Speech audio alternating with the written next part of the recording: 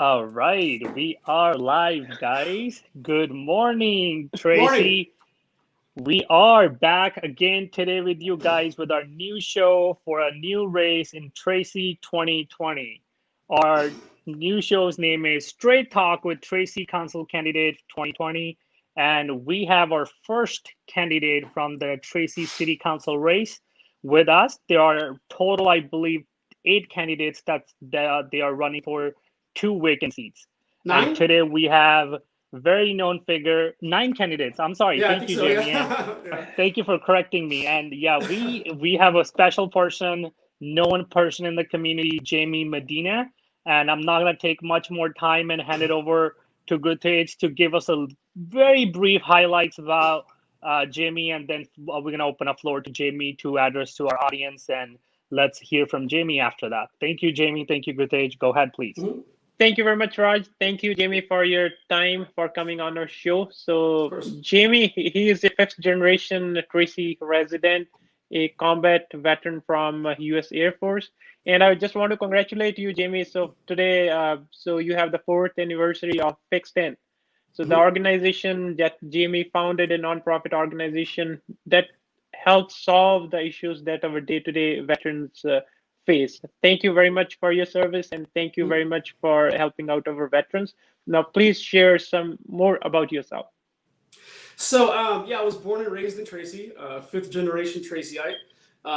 First graduating class of West High, the pioneer class, Gold Wolfpack.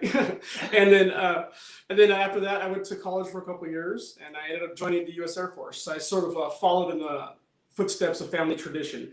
My grandfather was in the Army Air Corps of World War II. And a lot of my family members have joined the military, so a lot of us was sort of, expected, to serve your country and to be of service to your country and your community.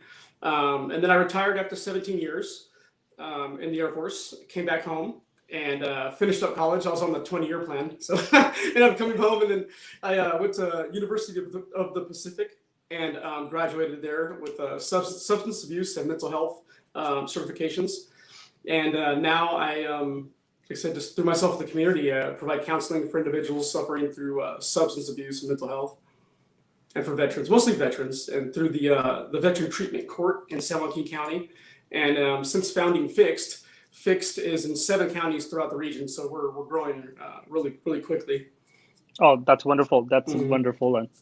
And thank you, Jamie, for your introduction. And it's very glad to know you served for the country. You are helping still in the same zone and helping others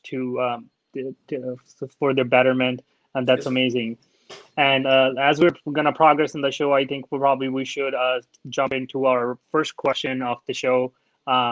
What's your vision if you get elected as a Tracy City Council for So, 2020? so my vision, my focus is number one, the survival and the revival of the local economy post COVID-19.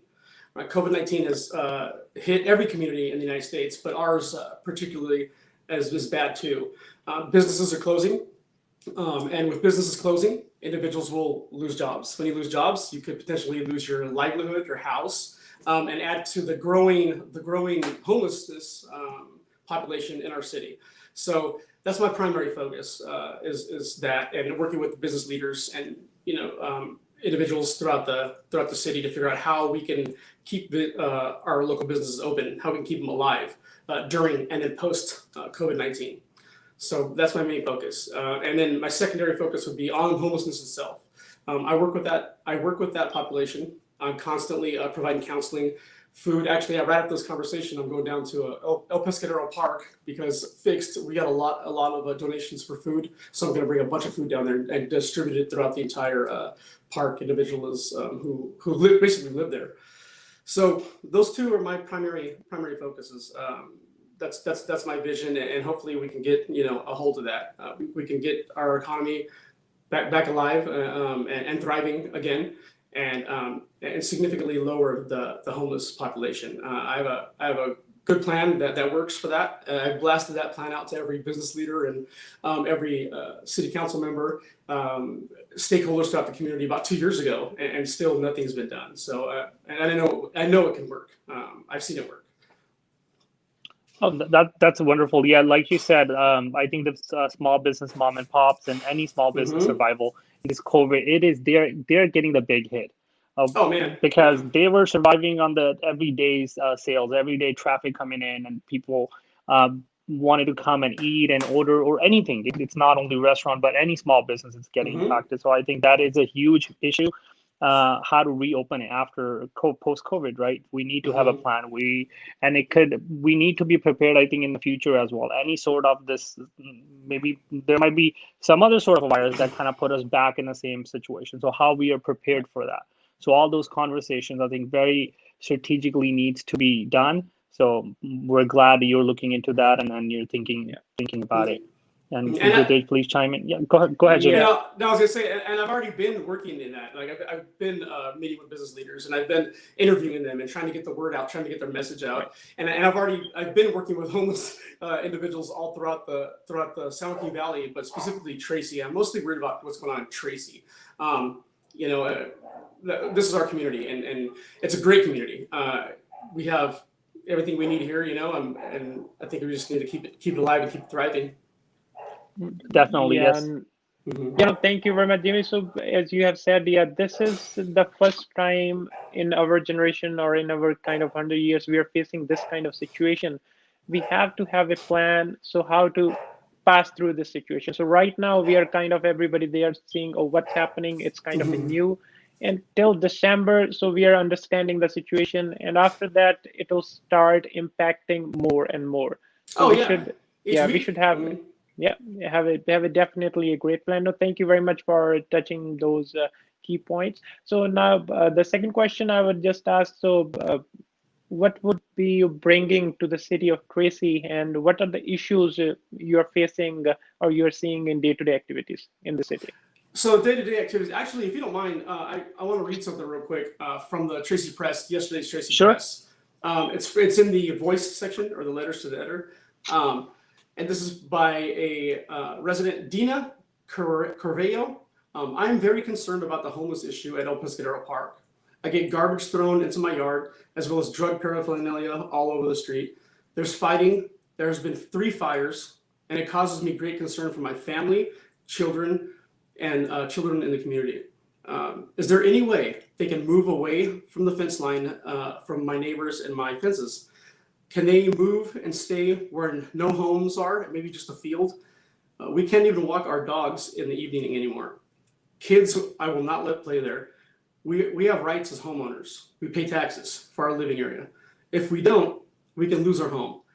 Can't that be the same for them? If they don't pay taxes for their spot, how can they not? Then they can't get evicted. I'm just tired of the commotion, the mess, the fights, uneasy feeling, and it's been overtaken from the park. What will be done? So that was yesterday, right? And today's August, 14, 2020. In 2020, this is still happening. Um, I know that there's homeless task forces and homeless ad hoc committees, but I have a question. What have they done? I don't know. Do you know what they've done? Like actually done to help stop this? Do you guys know? I don't know. I think that would be a separate topic to go into that detail, but it's up to you if you want to touch on that part. Whatever you know, whatever you feel, please feel free to share. And I do. And here it is. So a lot of homeless individuals do not have ID cards, right? Your normal Mhm. driver's license or ID card. You cannot get services for anything that's going on with you, whether it be mental health, substance abuse, unless you have an ID card. So why don't we start with the very, very basics? I talk to these people all the time. I'm out there all the time, Right. not just for a photo op. I actually go out there and talk with them and bring them food and whatnot and hear their concerns. None of them have ID cards.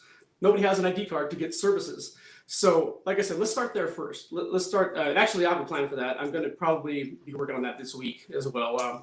Going to get with the DMV and work to streamline some of these individuals in there where they waive the fees and get them ID cards so they can start on their way to getting the services.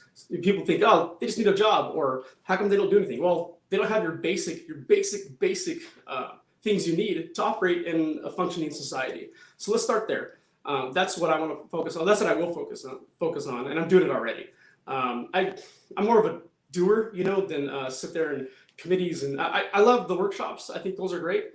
They are productive when something comes out of it, but consultants and committees, and it's just more BS. You know what I mean? Like nothing ever gets done. And that's who I am. That's what I just do things. And if it's the wrong thing, oh well, then I'll readjust and do that something else. If that's wrong, I'll readjust, do something else. Like you just keep moving forward. And that's exactly who I am. That's what I'm about, and that's what I'll bring. No, great. I think you're speaking from your heart. What do you feel and what do you think about it and how it needs to be? So there's nothing wrong. I mean, everybody have a different idea, different Yeah. vision on things, how it can get done. There's not a right or wrong, or this is the way or that is Yes. not the way. Yeah. Mm-hmm. Absolutely. Yeah. And So definitely, and go ahead. Sorry, I think I'm interrupting you. Go ahead. Yeah. No, it's okay. And it takes a combination of solutions, right? There's no one work all, right? It's going to be a combination of solutions. So if we had services such as mental health, substance abuse, like I would like to see a substance abuse inpatient facility. So 30 days inpatient assisted detox, right? Because most of these people do have drug issues. So assisted detox, get their head clean, get their mind right, get clean, then you can start working on yourself. I mean, I do this for a living now. I'm a subject matter expert in all of this. So, and once you could get your mind right, you get the substance, start working on yourself, get your ID card so that you could apply for services, and then you're on your way. And then from there, what we've been doing with the veterans as they go through our program, we've been turning clients into counselors. So after they kind of get themselves straightened out and hey, I have a new way of looking at things, and then they're full speed ahead. But the majority of them want to return and become a peer support counselor. So what you're doing is you're giving them a purpose again. You're giving them a mission again. And it's the same across the board, whether you're a veteran, civilian, it doesn't matter. Everybody needs a purpose. Everybody needs a reason, to get up in the morning. And what better way than helping somebody else? I mean, it's been my passion, and my entire life purpose is in service to others, and I think that's where you find it. That's where you find your purpose. Right. Now, yeah, that's great, Jimmy. Yeah, I can understand. So once you are in that disciplined life, then all of a sudden your whole routine changes. Then you need somebody locally to talk to you. Yeah, we have the VA organization, but they are so overwhelmed. So you have to have somebody locally, so who can guide you, who can steer you through those 2 or 3 months. And that is same with the issue that you are touching for the homelessness. Yeah, they need to have that guidance. So, and it is a step-by-step process, step-by-step approach. No, thank you very much. It is very much the issue that everybody in our society, in our community is facing. And other than that, yeah, COVID, you have mentioned that it is very important to understand what the situation is right now and where we are heading. So all the cities, including ours, so it will be a couple of years, it'll take us a couple of years back. We have to start logically and plan for our better future, better Tracy tomorrow. Yeah, exactly. So, no, go ahead. Sorry. No, I was going to say it. Go ahead. Yeah. So apart from these, so other additional thoughts. So like traffic, or I was reading some articles like some of the companies in Bay Area, they're planning in 5 years or in 6 years work from home. Like our school kids, they are almost home.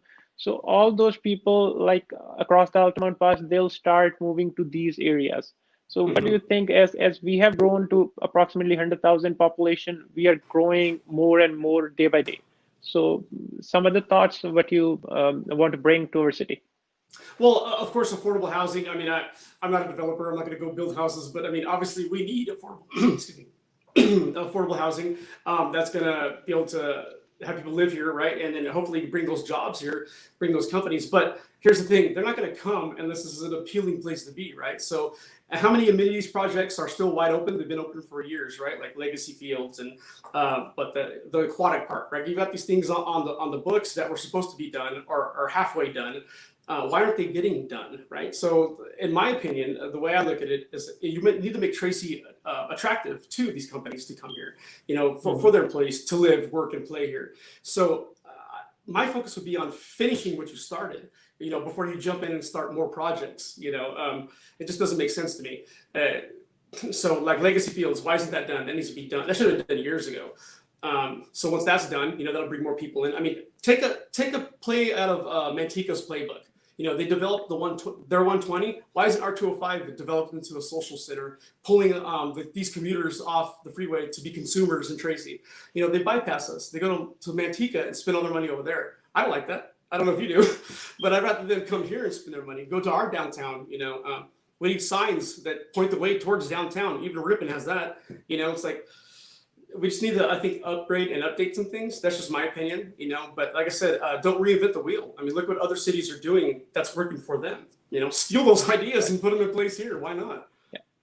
Mm-hmm. No, I think that's a great idea. That the points that you pointed out, we need to find a way how you can store the consumer not going out of your town and not spending money in other towns. I mean, other towns are as good as ours and nothing to compare like, oh, we're better than somebody, but they have their own things going on. But we need to focus. Well, if we're talking about the Tracy tomorrow and for Tracy 2020, the leadership's coming up. So we need to put those thoughts in there in those conversations. Hey, how we are going to do, what have we done before, and what did work and what is not working right now, how we can change.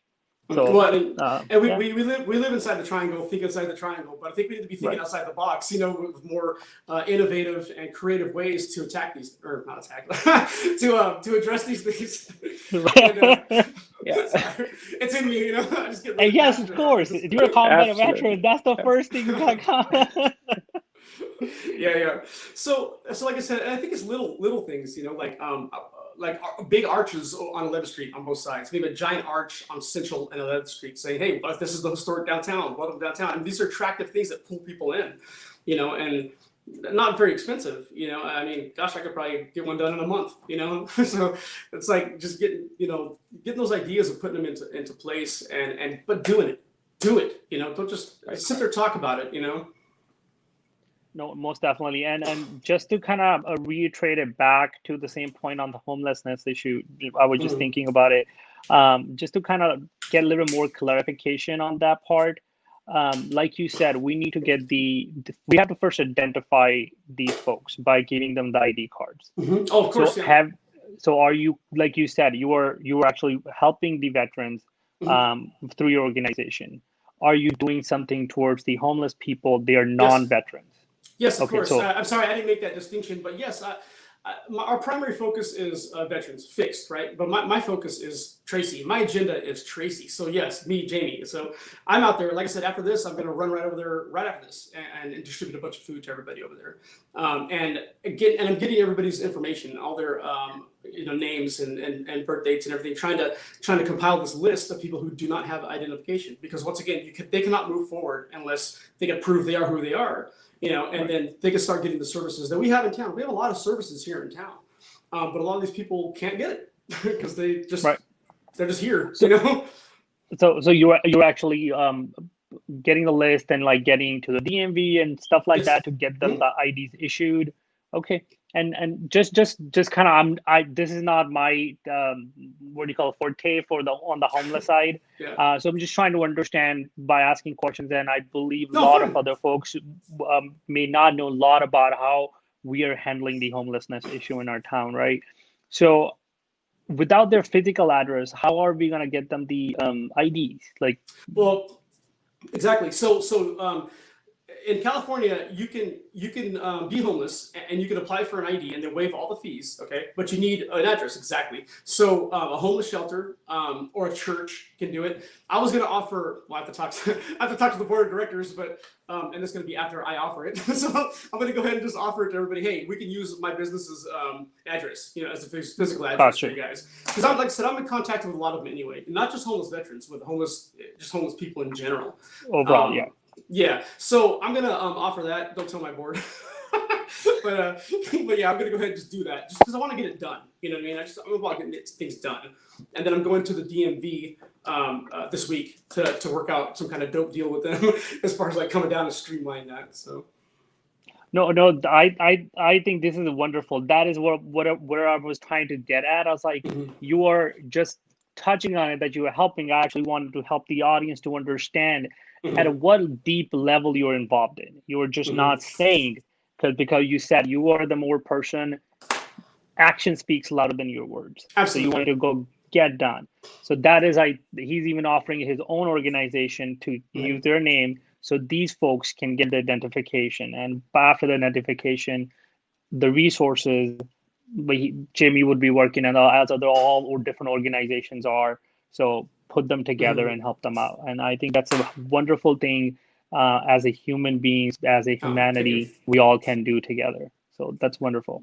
Yeah, Yeah, I and just want to. Yeah, oh, go ahead. no, I Yes, was gonna sorry. say, well, and I speak so confidently about it, and I know it works, because a lot of people don't know this, right? So over the past year or so, I've had 3 homeless individuals stay in my house, stay because they're like, oh, I'm just right at the cusp. I'm like right there. 2 are veterans, 1 is civilian.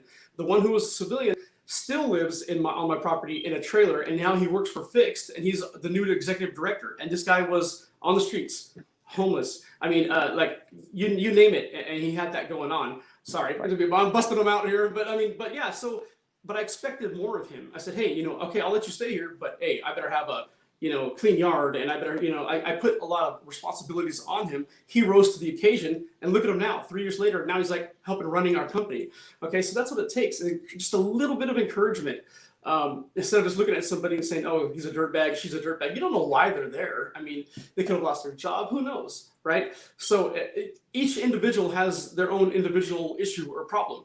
So you need to address that individual's root cause of why they're where they are, and it works. If you encourage and you have expectations, you give them responsibility. It's been my experience that people rise to the occasion every time. Right. No, that is correct. I just read a strategic plan that UC Berkeley they just did on Fixed In. So, and they said that 97% of your programs they work, and that is what I'm listening. Yeah, you have great expertise. So you went to those educational programs, and now you're bringing that back for the veterans as well as for the Everyone. individuals. Yeah, Because I you mean, have to understand emotionally, you have to understand from where they're coming from, what their issues are. Somebody may have some physical, emotional, personal. They need somebody to talk to them. No, exactly. yeah, thank you very much. Yeah. No problem. So I think this was a wonderful talk on this topic. And to wrap up, I think we can kind of help to summarize your stand in very brief sentences. These are your 3 top priorities. And so people would know when they hear Jamie's name, okay, for council, Jamie is standing for these 3 things or 4 things. How many things you wanted to say? So let's just wrap it up with that. Okay. So number 1, like I said again, is the survival and the revival of our local economy. That small business. We need to be more business friendly, and small business is the key. I mean, yes, we have the Amazons and the big guys, but what the heartbeat of our economy is local small business. So we need to make sure that they survive. And again, we touched on homeless a lot. So I would like to see an assisted detox inpatient facility here. We could send people to Stockton or wherever the big cities who have all the resources, but we have resources here. It doesn't take very much to set one of these up. And then I would like to turn, let's focus on 205. Like I said, take a play out of Manteca's playbook. Well, they're 120. All kinds of things are happening over there. Our 205 should be like a big social district center with a lot of things to do. So we're turning commuters into consumers. Spend your money in Tracy. And yeah, we are better than everybody else. I'm from here. I'm born and raised here. I think the way I look at it is Tracy is better. Tracy is we're like that big small city. We still have that small town feel. It doesn't matter how many people move here. Because we're always, that's our identity is that small town tight knit feel. So. Okay, great. And Gurdesh, anything that the last minute you wanted to chime in? Go ahead. Sorry. No, go ahead, Jimmy. Yeah, go ahead, please. No, hey, if you guys are interested in helping my campaign, you can go to my website at www.medinatracy2020.com. Yeah, no, thank you very much. Yeah, no, that's what I was going to share with the audience. Yes, so you may have lots of thoughts, lots of questions. Yeah, we are more than welcome to have your questions and pass it on to Jamie, but you can directly reach out to his website, just learn more what his plans are, because we all are facing these concerns, COVID-related issues. So yes, you are hurt, you will be hurt, but there are plans, there are thoughts that are in our candidates' minds, so you can clarify them. So what is the plan? How we can come back as a city, work together with the resources that we have. So we have to strategize it and we have to plan it accordingly.